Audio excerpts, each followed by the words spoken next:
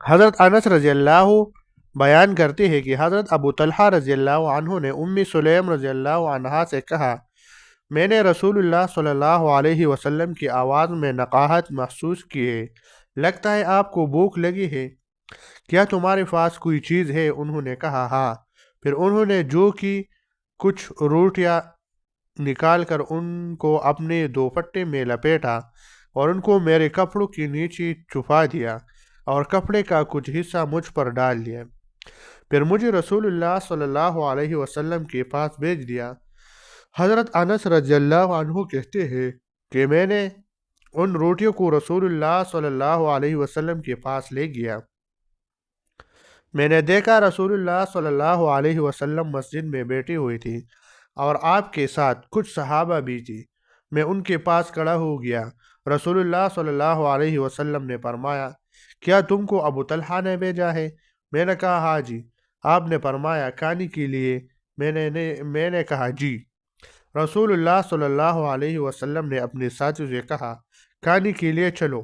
حضرت انس رضی اللہ عنہ کہتے ہیں، حضور صلی اللہ علیہ وسلم روانہ ہوئی اور میں ان کے آگے آگے چل پڑا، حتیٰ کہ میں نے حضرت ابو طلحہ رضی اللہ عنہ کے پاس جا کر ان کو یہ خبر دی۔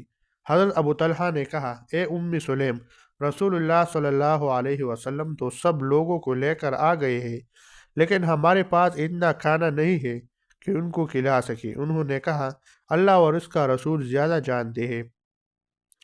حضرت انس رضی اللہ عنہ کہتے ہیں، پھر حضرت ابو طلحہ رضی اللہ عنہ نے آگے بڑھ کر رسول اللہ صلی اللہ علیہ وسلم کا استقبال کیا۔ رسول اللہ صلی اللہ علیہ وسلم ان کے ساتھ آئے حتیٰ کہ وہ دونوں گھر میں داخل ہو گئی۔ رسول اللہ صلی اللہ علیہ وسلم نے فرمایا، اے ام سلیم، جو کچھ تمہارے پاس ہے وہ لے آؤ۔